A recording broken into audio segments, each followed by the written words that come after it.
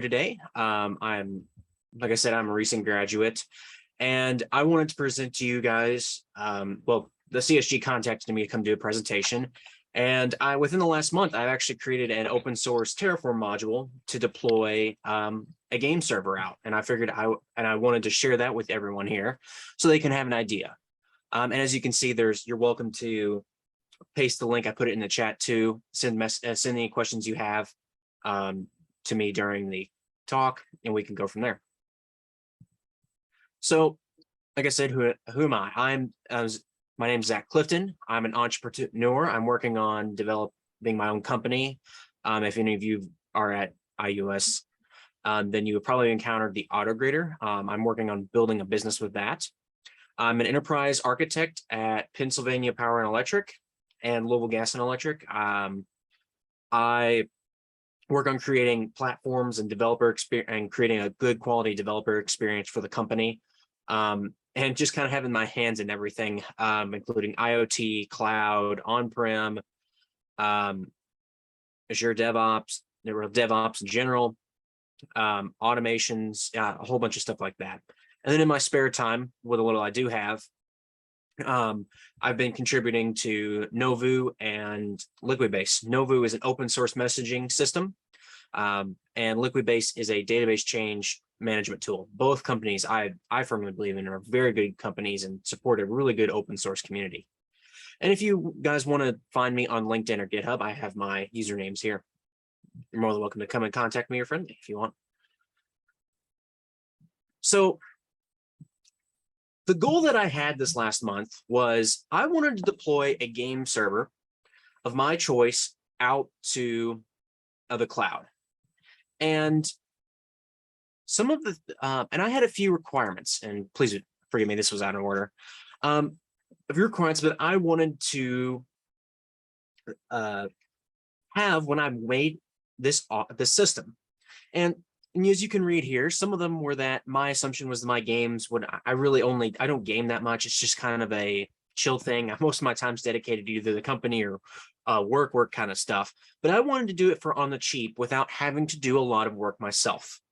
And so, so the requirements I had were making sure that each gaming session could be under $5 a month.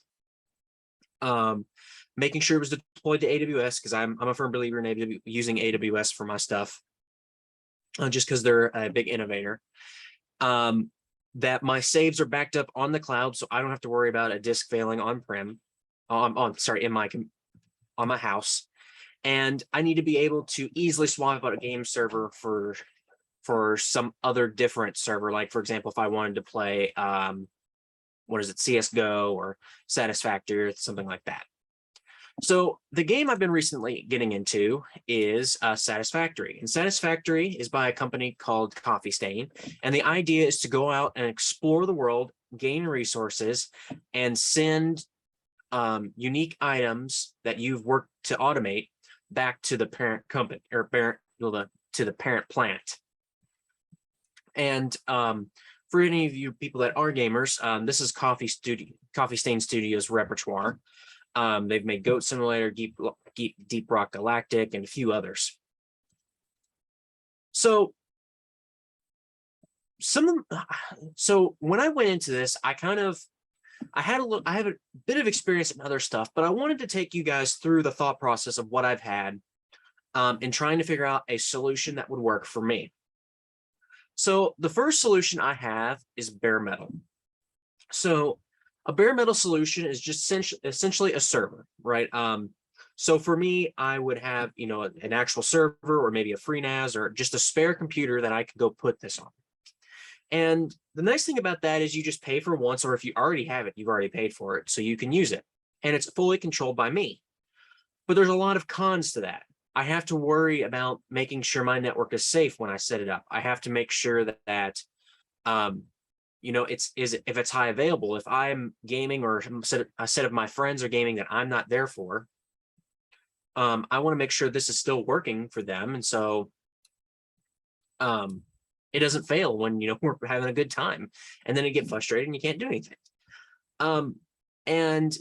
But some of the bigger things that I always encounter with doing bare metal stuff in your own network is that it takes a lot of time. And that's something I do not have. And so, unfortunately, the bare metal was not an option for me. So the next one was Pterodactyl. A Pterodactyl is a game server that allows you to install this system, and it just spins up your, how do you say? It spins up all your game servers for you. And it's really nice if you want to run multiple game servers and you want to have a bunch of different friends and you're constantly gaming. But unfortunately, that's not me. And I don't tend to game a lot. And setting this up in the cloud would require a lot of resources and money. And it's not really meant to turn on and off. It's just kind of meant to sit there and run. And when you're not using it, it's just going to run. And unfortunately, that in AWS, that can eat up to $100+ a month. And so unfortunately, this option was out too. So instead of trying to find something that was kind of more a server I would set up, I started to look at managed systems that I could do. And the first one I came across in this was CloudFormation. So CloudFormation is AWS's proprietary system for creating and deploying applications in AWS. And going into this, there was some art I found out on GitHub, some already, I think they're called they're not charts, but some already files created for Satisfactory. And I tried to go and use them, but there's only 2, and both of them were broken. And when I tried to import it and run it myself, it got very complex, and it was very hard to just make any kind of change. And so while I would only be paying for the infrastructure, unfortunately, the ability for me to actually create something and manage it and keep it up to date, I found to be very hard with CloudFormation. So unfortunately, CloudFormation was out, and another one was out. So while I was digging through GitHub, I found another game service that actually allows you to buy into a game server and play it. And it was called Indifferent Broccoli, and that seemed to be like the best one out there. And it was the big pros to it is I could just put in my credit card and do that. Unfortunately, that was $12 a month. And even though they give you access to the data, you don't have any access to the underlying hardware. So if you wanted to, for example, add extra memory because you're going to have 6 people playing tonight instead of 4, or I want to make sure my saves are going. So now I have to set up a whole other different automation, and it becomes a lot bigger issue using a paid service than it is. And the other thing I really felt that was very, how do you say, unsafe, was that they offer to get your saves, they give you a unsecure FTP system, in which I'm not really okay with that personally. I'd rather keep my games to myself and not have other people use it. So the last option that I had was Terraform. So Terraform's open source, it's modular, and it's used by many companies. It's essentially the industry standard for creating infrastructure as code. Only behind Bicep/ARM that Azure uses, but that is unfortunately how Microsoft is. They like to do their own thing of everything. But Terraform would take a little while to set up. But ultimately, this was kind of my only choice. And kind of the nice thing was, when I looked at this, was that my company that we're working to build CS Grader with was actually already using some of this to build things out. And so after looking at my options, Terraform became a no-brainer for me.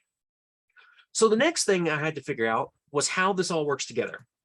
And it did take me a little while, but this is essentially the architecture that I came up with. So a user would sit down at their computer and spin up Satisfactory. I should have put a little icon there, but that was my bad. And it would connect over to the web, and it would need to find the game server. So there's 2 ways you can do this. You can either direct connect to the IP, or you can do a DNS query through Route 53 and Cloud Map. Sorry about the misspelling there. So if you do it through Cloud Map, then even if this instance spins up or down, you can always still find the same server. And the other requirement is that things have to be back up, which is where EFS comes in, which is an elastic file system. And then the bread and butter that everything essentially works off of is ECS. So ECS is the Elastic Container Service that AWS offers. It allows you to create task definitions that are essentially just containers. And these containers hold your server. And you can set these tasks up to run as a service, which allows you to get a full IP so you can go and find it and game on it. And this runs the whole system for you for less than $5 a month. So the way I accomplished this, and I want to give a big shout out to Cloud Posse, they put out a crap ton of free open source AWS modules. And what they specialize in DevOps accelerations, which means for your company, if you haven't gotten into the DevOps idea yet, then you would hire them on, and they're able to set all these things up for you to really get you going on the DevOps side of things. And luckily for us, they open source a lot of their own modules. And so I was able to leverage that for creating VPCs, the EFS stuff, the EFS system, ECS, and gluing it all together.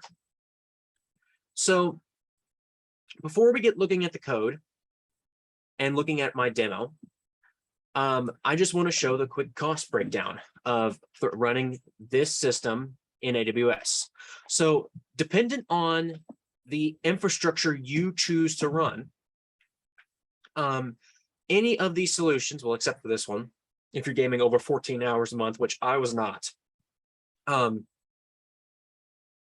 is all under the $5 mark. So one of the key things about why I chose these specific servers was that most game servers are single-threaded. And meaning when they're single-threaded servers benefit more from core speed than the amount of cores. So if I had if I had a 4-core CPU that ran at, let's say, 3 gigahertz, and my other option was a 2-core system that ran at 5 gigahertz. For this context, the 2-core system with running at 5 gigahertz is the better option because it allows the server to run faster and deal with the game updates better. Now, for most other things today, having a higher cores is more important than having the clock speed, right? Which is would be the 4 gigahertz, which is pretty much standard in most CPUs. And I just looked at my own computer. And so that's why these 3 servers here, oh, my bad, were chosen. These are the only 3 servers that have the spec range and the CPU speed that would give you the biggest performance boost for,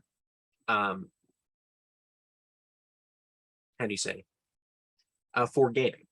Now, I didn't put this on here, but there's actually something called AWS spot instances.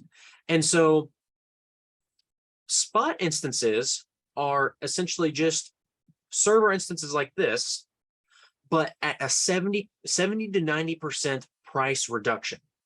But the con to that is that if you run a spot instance, at any time, AWS can come and say, hey, I need that server. You have 2 minutes to shut down.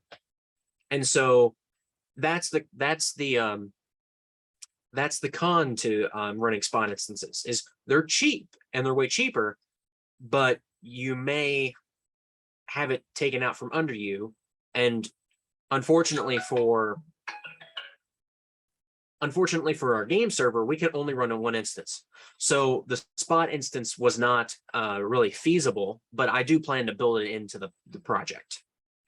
And so the last the 3 systems here, which is a Fargate instance, which runs at only 2.5 gigahertz instead of the 5 gigahertz that these run at. Again, as you can see, are cheaper comparable to these servers, but they don't run at the same speed. So you could get some cost savings, but that may come at performance. And it kind of depends. If it's just me gaming, then I'd probably run a Fargate instance, because the most of the computation is ran here locally, and the only thing that's really doing up in the server is saving and sending and communicating back. One of the nice things too about using Terraform and setting this up this way is that I can choose the region and where it's deployed. So the closest region to where to IUS is US East 2, which is in Ohio. And by setting the server up there, I was able to get, I think it was 25 millisecond ping time. So my P50, right? So my average time was 25 milliseconds, around that range. So, which is really good for a game server. You know, a lot of times, sometimes you have to fight with 50 to 100 milliseconds. So, and especially if you are gaming on someone else's computer, like we have before with Satisfactory, before they had dedicated servers, I would commonly see 200 to 300 millisecond delays, which it was very janky. It was very hard to do. It was just not really that fun. It just became a pain. So I'm going to paste the link to the GitHub repository in the chat. You're more than willing to go and look at it, star it, use it yourself. It is in beta, so I haven't really done a lot of testing with it yet. Unfortunately, I've been working 80-hour weeks at work and then company stuff on my own time. But you're more than willing to go check this out yourself. So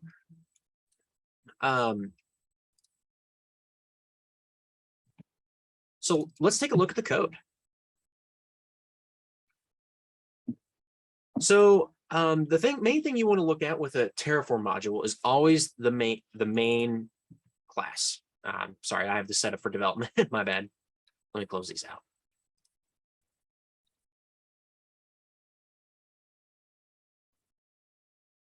So the main here tells you exactly what you're expecting locally.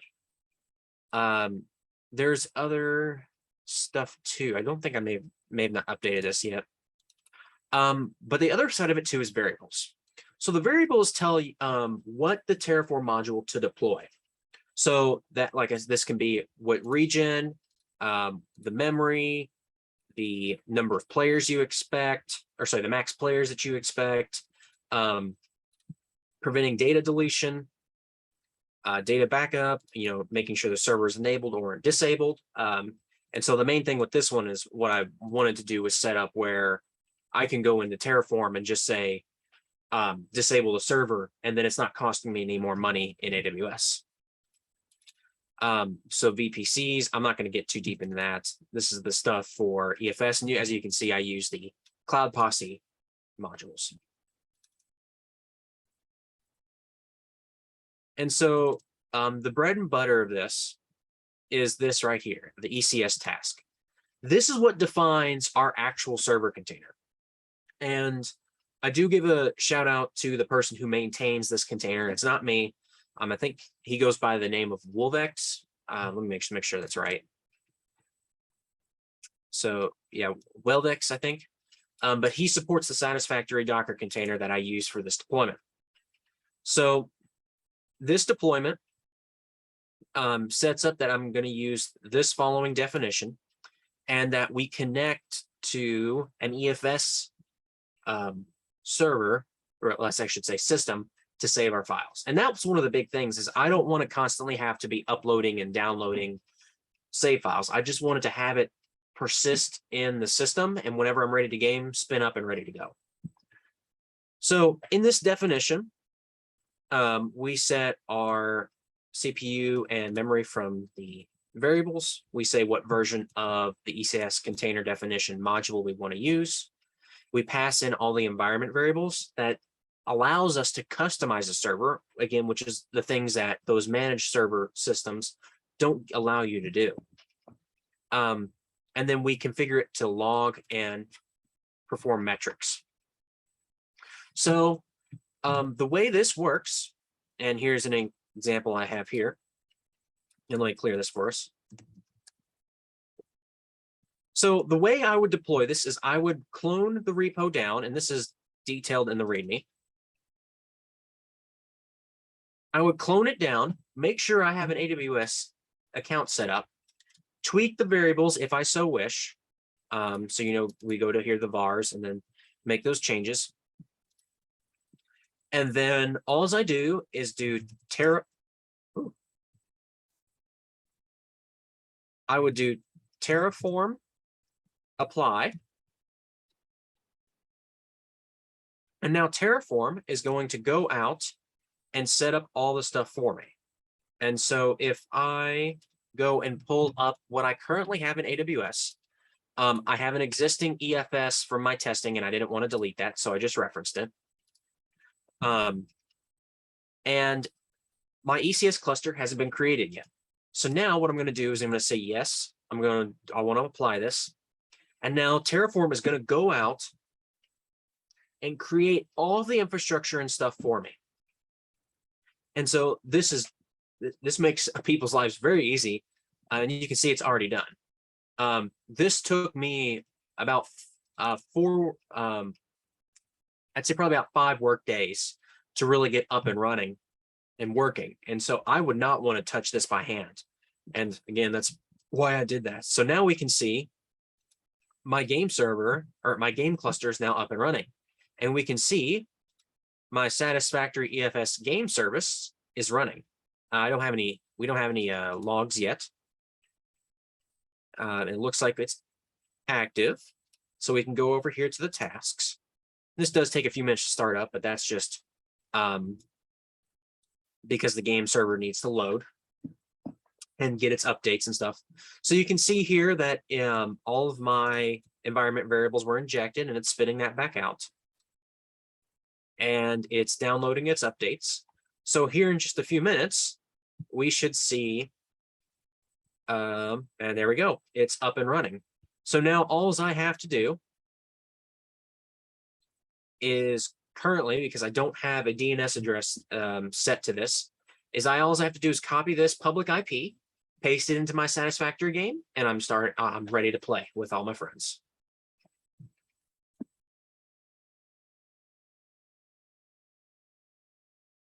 So I want to thank the CSG for inviting me today and bring me back to show them some open source stuff.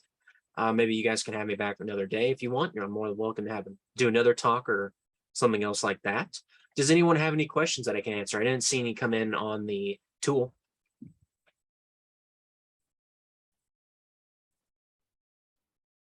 Thanks, Zach, for presenting today. We appreciate you stopping by. I'll go ahead and stop the recording. If anyone wants to ask questions,